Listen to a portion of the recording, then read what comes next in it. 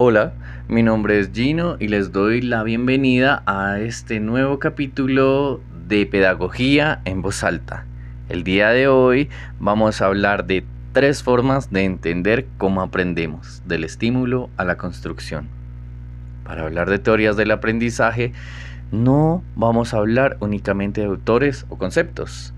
Es, en el fondo, hablar de lo que pasa todos los días en el aula, de cómo reaccionan nuestros estudiantes, de por qué algunos aprenden rápido, otros resisten, otros necesitan acompañamiento y otros simplemente memorizan y olvidan.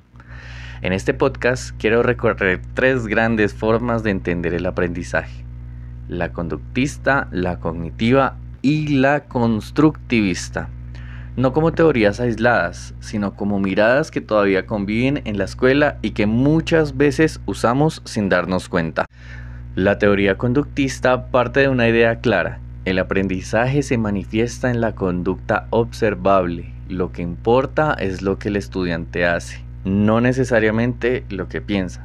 Autores como Pavlov, Thorndike y Bandura explican el aprendizaje como resultado de la experiencia, la repetición, el refuerzo y la observación de modelos. Desde esta perspectiva, aprender implica responder a estímulos, repetir conductas y fortalecer aquellas que generan consecuencias positivas.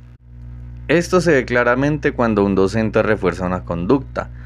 Elogios por una respuesta correcta. Muy bien, eso está muy bien hecho. Calificaciones positivas. Puntos extra, tal vez por su participación, y los llamados de atención, que sobre todo en el aula funcionan muy bien. El estudiante aprende qué comportamiento es esperado y ajusta su acción en función de las consecuencias. No es algo extraño ni antiguo, sigue ocurriendo todos los días en las aulas. El conductismo tiene una gran ventaja: da estructura, permite organizar la clase, establecer normas claras y evaluar de manera objetiva. Es especialmente útil para adquirir hábitos, rutinas y aprendizajes básicos. Sin embargo, su principal limitación es que no explica del todo la comprensión profunda. El estudiante puede aprender a responder correctamente sin entender realmente lo que hace. La conducta cambia, pero el sentido puede no estar presente. Por eso es algo a lo que hoy en día los docentes intentamos no recurrir todo el tiempo, o bueno, por lo menos de mi parte. Simplemente lo utilizo en caso de la organización de los estudiantes y también con el estímulo y respuesta de actividades. Ahora bien, la teoría cognitiva da un giro importante. El aprendizaje ya no se entiende solo como respuesta, sino como proceso mental. Aquí entran en juego la memoria, la atención, la comprensión y la organización de la información. Desde esta perspectiva, aprender es procesar información, interpretarla, almacenarla y recuperarla cuando se necesita. El estudiante deja de ser un sujeto pasivo y se convierte en alguien que piensa activamente. En el aula, podríamos hablar de cuando un docente explica un tema usando esquemas, ejemplos, analogías o mapas conceptuales. El objetivo no es solo que el estudiante repita, sino que comprenda cómo se organiza la información. Cuando un estudiante dice: ahora sí lo entendí, estamos frente a un proceso cognitivo y no solamente conductual. La gran fortaleza del enfoque cognitivo es que valora la comprensión, el pensamiento y la organización mental del conocimiento.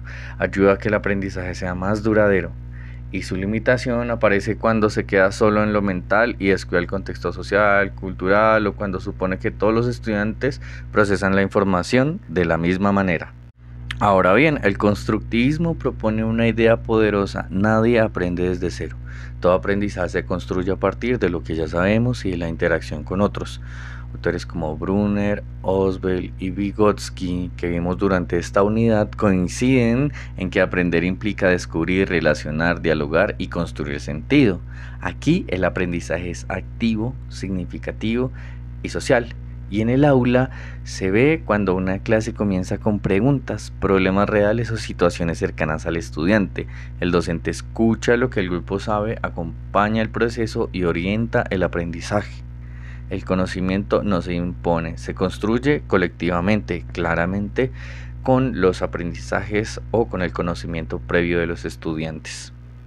La gran ventaja del constructivismo es que humaniza el aprendizaje, reconoce al estudiante como sujeto activo y al docente como un mediador.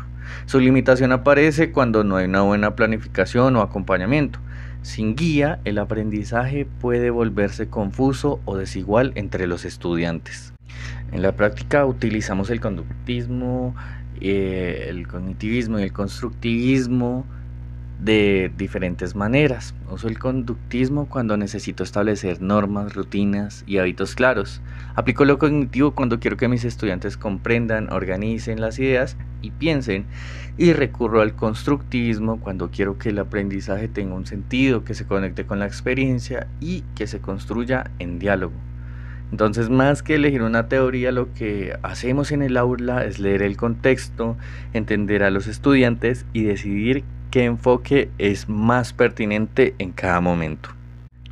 En conclusión, las teorías del aprendizaje no compiten entre sí, realmente se complementan, cada una responde a una necesidad y a un grupo específico de estudiantes, pues cada uno aprende de manera distinta.